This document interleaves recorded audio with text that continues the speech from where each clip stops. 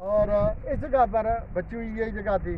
آپ نے یہ جگہ اختیار فرمائی، آپ نے یہاں پر صحابہ کرام کو حکم فرما دیا کہ آپ خیمے لگا دیں۔ میں نے آپ کو پہلے بتایا کہ آپ نے اللہ تعالیٰ سے دعا فرمائی،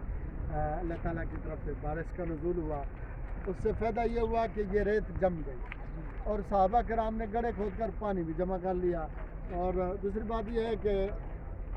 اس سائڈ پر ابو جال کو وہ نقصان بھی دے گئی بارش، کیونکہ وہ کیچڑ میں پھنس گیا۔ اور دوسری بات یہ ہے، آپ کے لیے اس مسجد والی جگہ پر ایک چبوترا بنایا گیا کھجور کی چھڑیوں کا، اس کو عربی میں عریش کہتے ہیں۔ اس کی خاصیت یہ ہوتی ہے کہ اس کی چھت بھی استعمال کی جائے، آپ کے لیے وہ بنایا گیا ہے تاکہ اوپر چھت پر بیٹھ کر ہماری کمان بھی کر لیں، اور دوسرا رمضان کا مہینہ ہے، آپ کو گرمی کی شدت بھی محسوس نہ ہو، نیچے آپ آرام بھی فرمائیں۔ اس کا دروازہ دوسری سائڈ پہ رکھا گیا اور اس دروازے کے باہر ایک گھوڑا بھی کھڑا کر دیا گیا تاکہ اگر ہو سکتا، کیونکہ سامنے تعداد ان کی زیادہ تھی، ہماری تعداد تھوڑی ہے، 313 صحابہ کرام کی